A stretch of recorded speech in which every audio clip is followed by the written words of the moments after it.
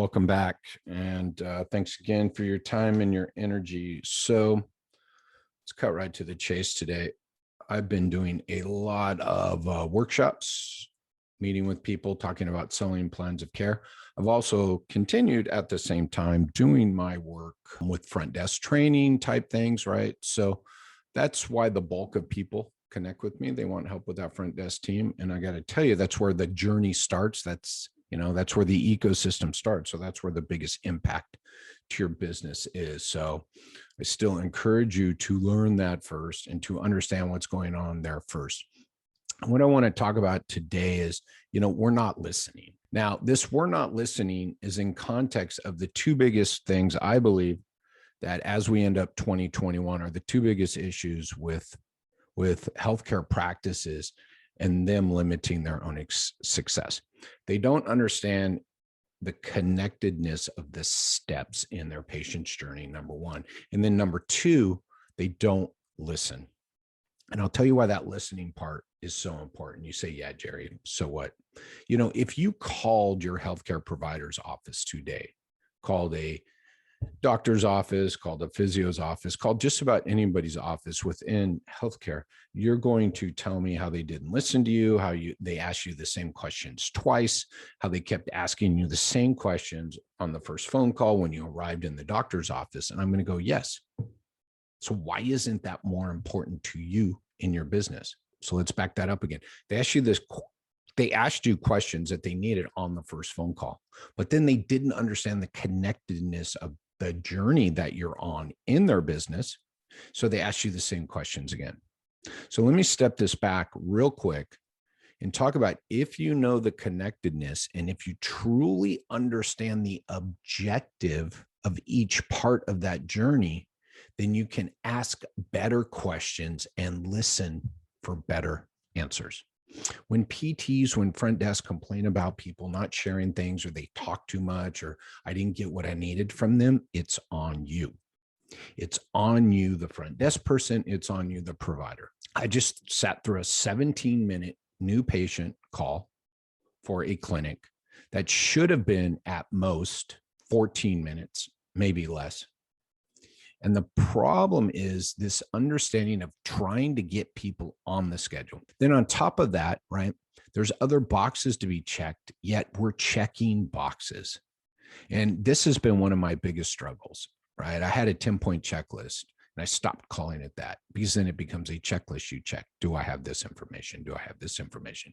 And then you don't listen to the story and the information someone's sharing. You're only listening to the information that will check this box at this moment in time, right? Then I call it a flow sheet. I like flow sheet, right? So now I have a 6-step flow sheet and I say it must be done in order because if you don't get number 2, there's no use moving on to number 3, and number 3 builds on number 2 as number 4, as number 5, as number 6 does. And what I've done with that is get people focused on what am I hearing from this person that I can start to fill in here and build on.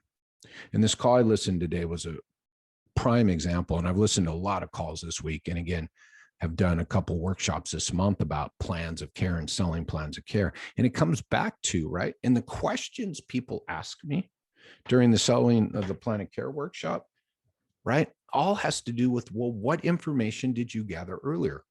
What information did you gather on the first phone call that you connected with your provider, that you gave to your provider to continue a conversation? So if the objective of the first phone call is to get someone to arrive and pay, right? Then the information I need to get in the listening needs to be a little better. If the objective of an evaluation is to get an agreed upon plan of care, then I need to make sure I'm doing the right things and hearing the right things throughout this evaluation so that when I get to selling the plan of care, I have all the pertinent information I need without asking all the same questions again. I jumped ahead there. Well, but still, I talked about listening. So if you get through an evaluation with someone and you go to sell the plan of care and 98% of that conversation is not review, you are not listening. You are not having a conversation and listening to this person through the evaluation that will lead you to greater success in getting agreement on the plan of care at the end of that evaluation. If you sit down and say, so let me tell you my findings, you were not paying attention. You were not listening to the person across from you.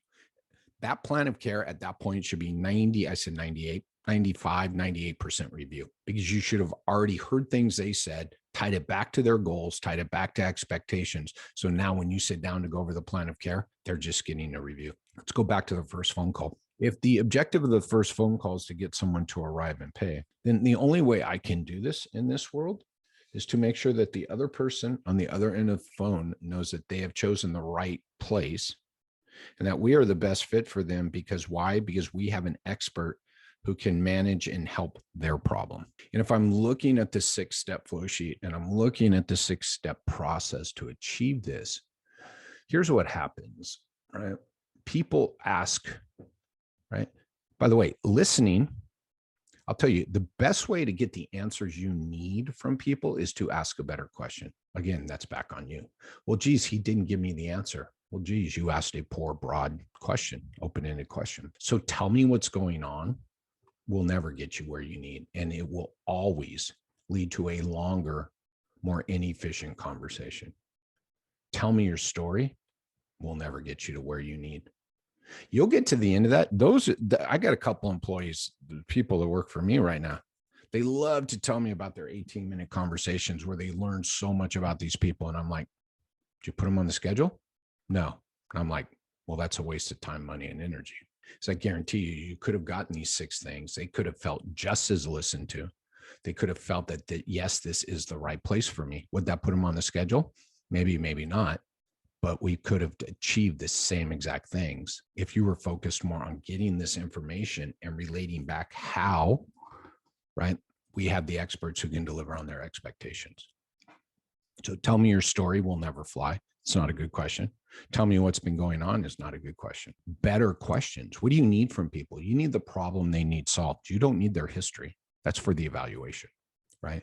So I really want you to go back and look at, right? So remember, this is, we're not listening, which is putting you on the spot. Cool. And I'm saying, here's the solution.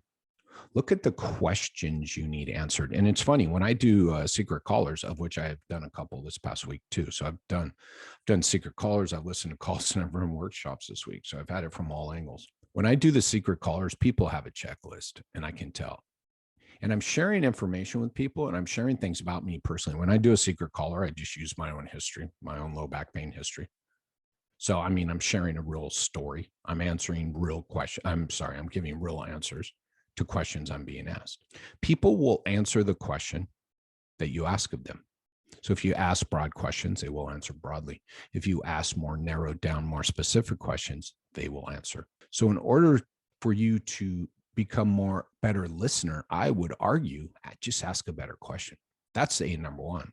It's not focus. It's not do that. It's no, ask the question you want the answer to. You don't want someone's story. And you don't want to know what's going on. I've yet to meet a front desk person that wants to know someone's story or what's going on. No, I need to know what problem it is you need solved. And I need to know what your expectations are so I can make sure that we're a good fit for you. By the way, I start with that statement right after the initial acknowledgement. Step 1 of that 6-step flow sheet is acknowledgement. Right after that, I tell people that's exactly the intent of this phone call.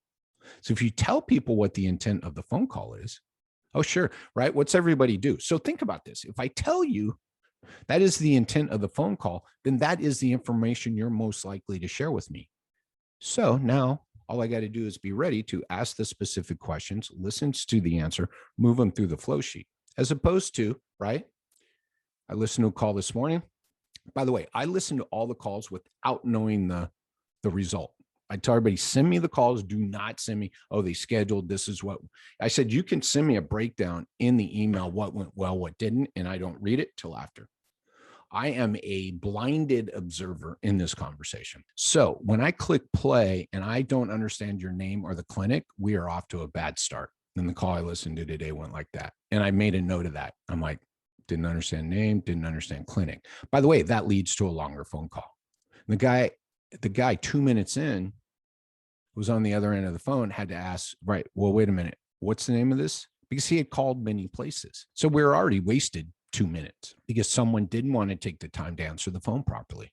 This is why step one in the successful first phone call process is acknowledge. That means you heard everything they said and you make sure they heard everything you said before we're 20 seconds into this phone call. Then again, so I just told you, if I'm telling people that's the objective of this phone call, as opposed to, hi, my name's Jerry, ABC Physiotherapy. How can I help you? Hold on one second.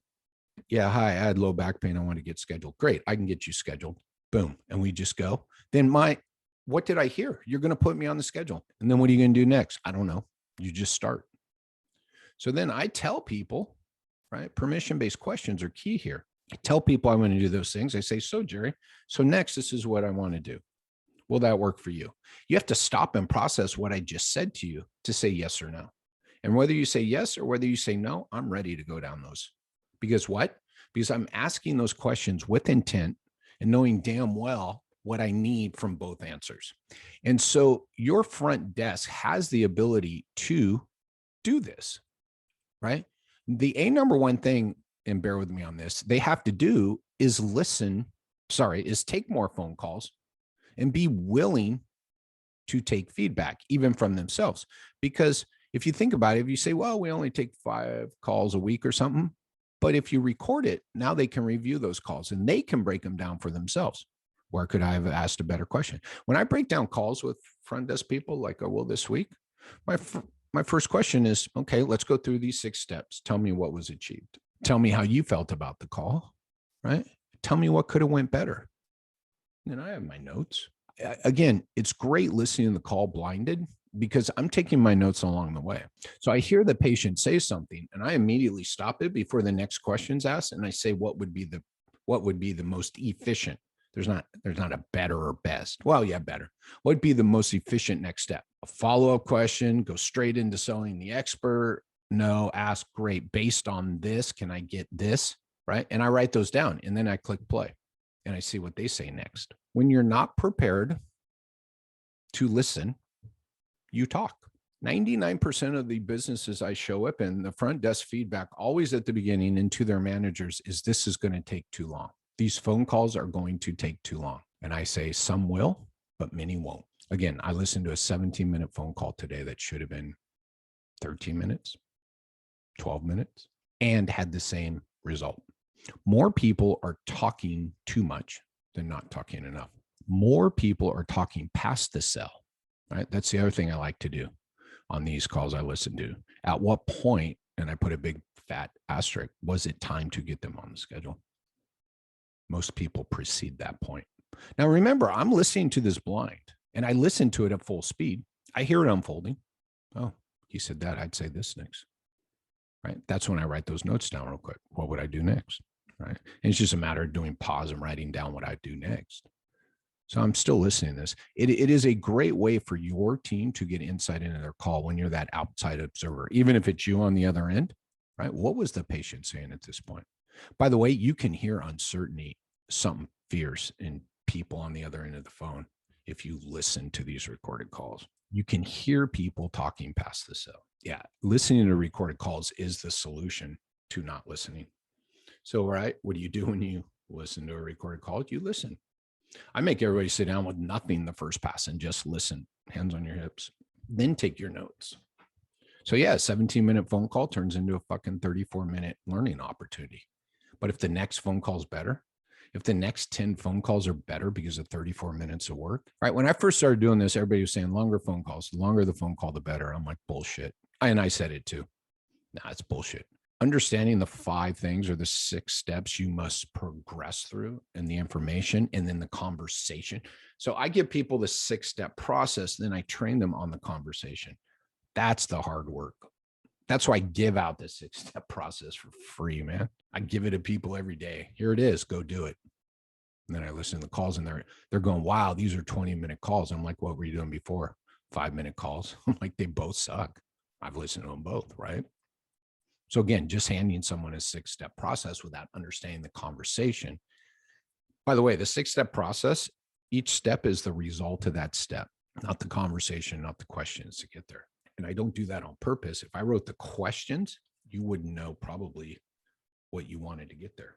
So when I write step 2 is desired outcomes and expectations, right? The other thing is people share that stuff before you need it. So this listening part, right? People share it before you need it. Are you listening, or are you trying to check the box at that time? Everybody's trying to rush to what this script of what we deliver, our treatments, our services, our providers. And I'm like, that's useless without knowing goals and expectations, desired outcomes and expectations. By the way, providers do this during the evaluation too, right? I told you about selling the plan of care workshop. They don't listen. How do they take the information they've already received and leverage it and build on it and use it? That's the art of the conversation. That's the art of the sell, right? And again, if your providers understand the goal of this is to get to agreement on the plan of care, then I reverse engineer all that out for you. If we understand the objective is to get people to arrive and pay, we reverse engineer it all the way back. Because I'll tell you what, after you hang up the phone, the next step is going to refer to the pertinent information that your team collected. That was the reason why they will arrive and pay. And you guys know that's the ultimate question to ask at the end of every phone call. Why will they arrive? I listened to a 17-minute phone call today. And if I ask you why they will arrive, there was so much uncertainty in there. Why will they arrive? I don't know. They were confused. I'm like, they weren't confused. They told you exactly. I got my notes here. Told them exactly like minute 4:55, exactly what they wanted. What did you do next? By the way, the call went 13 minutes after they shared what they wanted. That was the time to sell, get expectations, sell the expert, make sure they know what they will get for their time, money, and energy with that expert. Ask them how they want to pay, recap it, boom, done. Listening. So we do not listen enough. We worry about checking off boxes. We worry about getting people's insurance. We worry about all that shit. If we take a step back and understand the objective of each step in this patient's journey, we can make better questions, better ways to achieve those objectives and move them on their journey to a completed plan of care. And remembering that the questions and the conversations on that first phone call have a greater impact on selling the plan of care than just the eval. If you skip any of these steps, you're setting up the next step for failure. So if you don't do the work on the first phone call on pre-arrival, you're setting up your providers for failure. So evaluations that don't turn into scheduled out plans of care is not necessarily a provider issue, my friend. You got to go back to the beginning. What did they have to work with? They had an hour to do everything you could have done over, a week. By the way, that once you hang the phone up, the trust building process is the decreasing the uncertainty, fear, and doubt proceeds, goes on until they arrive. So if you have 7 days from first phone call to eval, you should be building trust insanely and decreasing uncertainty, fear, and doubt. By what? By asking better questions, making better statements. Once I had the information I need, then I leverage that information to increase trust. So that by the time they get in front of the expert, the provider recaps, delivers on what was promised, gets to agreed plan of care. They say yes. So we put the better people in front of the provider. By the way, at no time did I say we put everybody on the schedule to meet with the provider, which is a strategy everywhere. Just put them in front of the provider. Those are the clinics with providers burning out. Those are clinics with huge drop off in cancel rates. It doesn't fucking work, people. It never worked. Cramming more people in the top of the funnel and going, that's okay. We have a big wait list. I'm like, a wait list is called a wasted money list. Those are patients that should be on someone else's schedule being seen today, generating revenue because you guys are creating greater patient success in your business. It all starts on the first phone call with listening better, asking better questions, moving them through a process where we leverage the information so that the next person can listen better and ask better questions to continue to move them on through a completed plan of care. We do not listen well. And remember, the solution to that is to ask better questions. How do we do that? Understand the objective we need to achieve at each step. Cheers all.